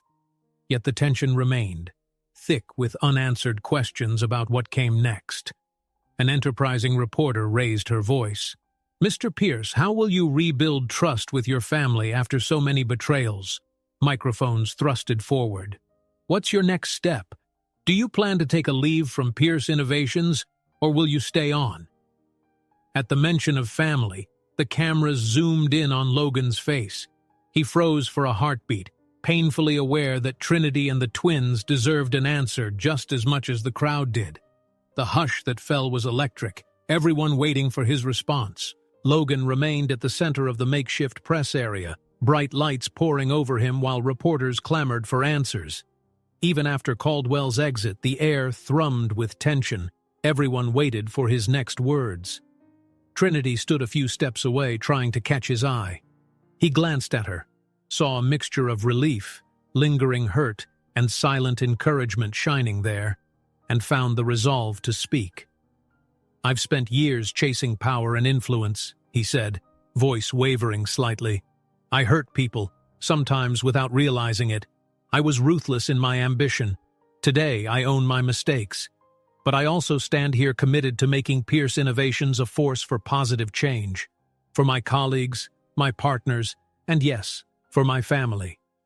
It was all he could manage, but the statement seemed to satisfy the crowd's appetite for the moment. A final flurry of questions rose, yet the security team gently guided the reporters to disperse.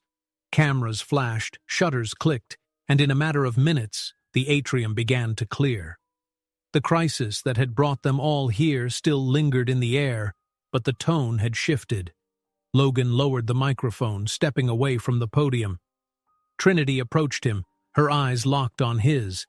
He noticed the subtle tremor in her fingers, a sign of how emotionally charged this day had been. "Let's go," she whispered. He nodded, weaving through the lingering onlookers to find a quieter corner. They retreated to an alcove near the elevators, away from the main crowd. Marcus joined them briefly, congratulating them on containing the chaos. "The board is going to hold an emergency session," he explained, glancing at Logan. "They'll want a formal plan for how we move forward. Caldwell's meltdown was just the start." Logan gave a tired nod. "Let them know I'll be there." Marcus left, leaving Logan and Trinity alone once more. She exhaled. "That was intense. Are you okay?" He ran a hand over his face. "Not sure," he said honestly. "I feel like I've been fighting battles on every front. But seeing Caldwell exposed, I needed that. We needed that." Her gaze softened. "We did." Then she glanced at the lobby doors, where a slim figure waited. It was Sienna, peeking around the corner with wide eyes, followed by James, who clutched a small handheld game. Trinity had brought them, hoping they could see, in some small way, that their father wasn't the monster tabloids painted him to be. A friend of Trinity's stood behind them, clearly having escorted the kids at a safe distance. "Mommy," James whispered, not wanting to break the hush of the polished lobby. Sienna just waved timidly, her eyes flicking between her parents. Logan knelt, opening his arms in an unspoken invitation. The twins shuffled toward him, uncertain but drawn by something in his open posture. "You two must be tired," he murmured, brushing James's hair back gently. Sienna hovered to the side, hugging her bunny. "I'm glad you're here," Logan added. Trinity watched them with an unreadable expression. Then she cleared her throat. "I was hoping they could at least see that you're not a bad person." She hesitated. "The board meeting probably won't be child-friendly, though." Logan stood, glancing down at his kids, then back at her. "You could take them home," he offered. "I'll deal with the board. After that, maybe I could drop by?" She started to protest, but James's eyes lit up. "Can we? Please, Mom?" The spark of hope in his voice tugged at Trinity's heart.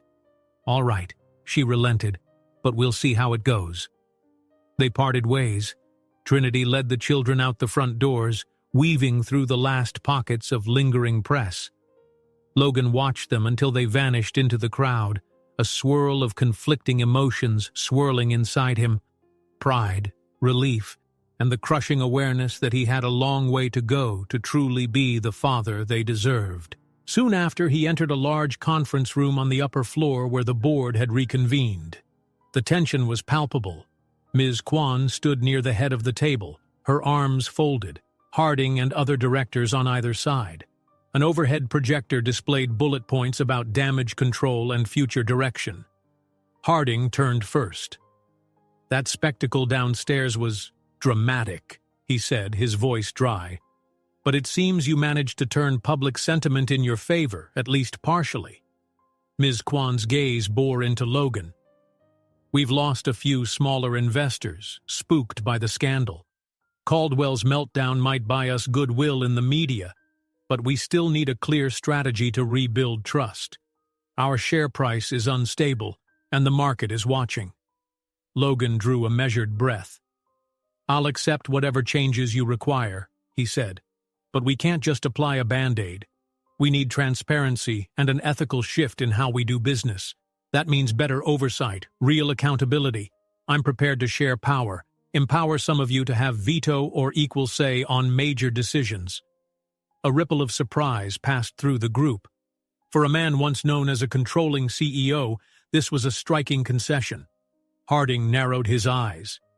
"And the partnership with Trinity's startup? Does it remain a priority?" "Yes," Logan said firmly. "If anything, it's more crucial now. The technology is solid, and Trinity's team is essential to our next phase of innovation. I won't let Caldwell or anyone else sabotage that." An uneasy hush followed. Ms. Kwan let out a slow breath. "I want to see a formal plan, with a timeline and clear responsibilities. If you can produce that, and if your new ethical guidelines satisfy investor concerns, I'll stay on. Otherwise, I withdraw my funding." Logan nodded. Understood. He spared a look at Marcus, who stood at the edge of the room, ready with a laptop and a prepared outline.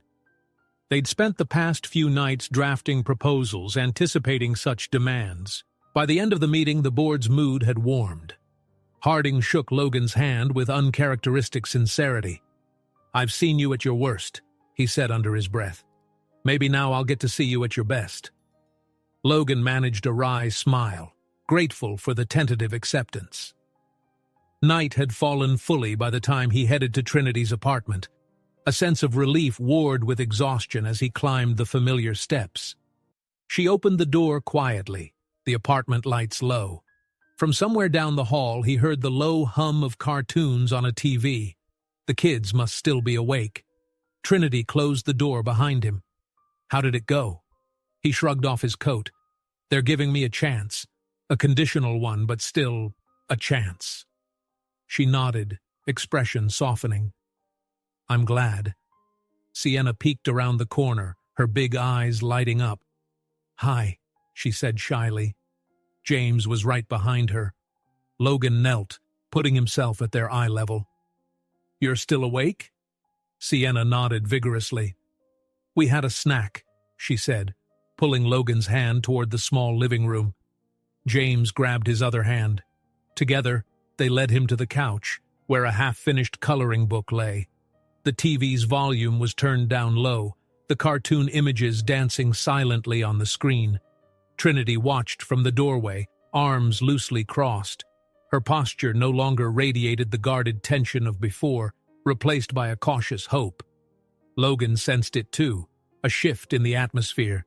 He sat with the children, answering their innocent questions.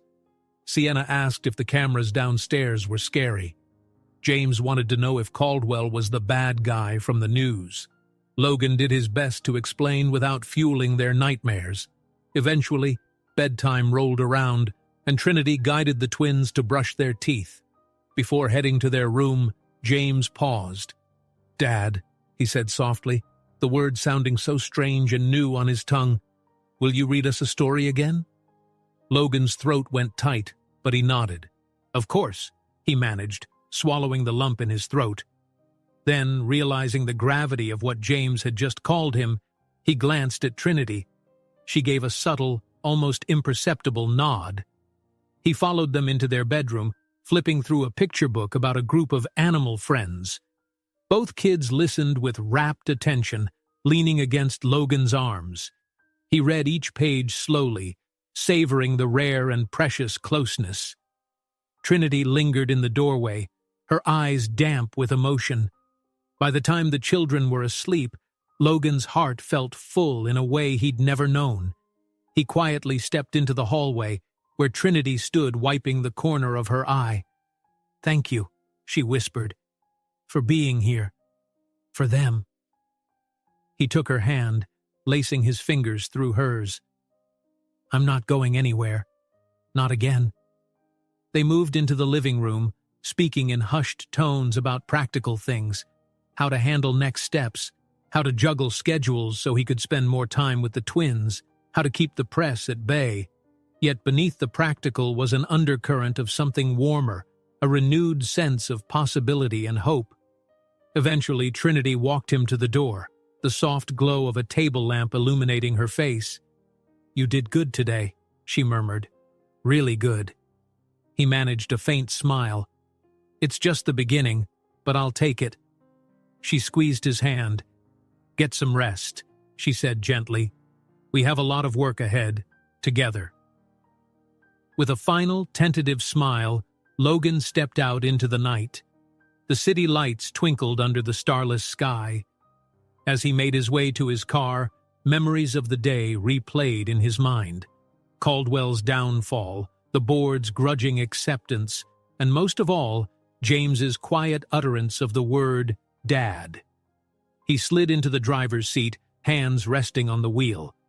A flicker of the old ambition stirred in him, but it felt different now, less about conquering and more about nurturing. He realized that, for the first time, he was truly ready to share the power he once hoarded, to open his heart not just to corporate success, but to a family that deserved every bit of his devotion. He thought about the life that might stretch before him, forging an ethical path for Pierce Innovations, growing Trinity's startup hand in hand, and coming home each evening to the bright faces of two children whose trust he had to earn every single day. It wouldn't be easy, but nothing worth having ever was. A last reflective thought emerged in his mind, one he would carry into every boardroom meeting and every family dinner from now on. I once believed conquering the business world was everything, but real success is coming home to the people who trust you with their hearts and earning that trust every single day. If you enjoyed this story, don't miss the next one. Just click on the screen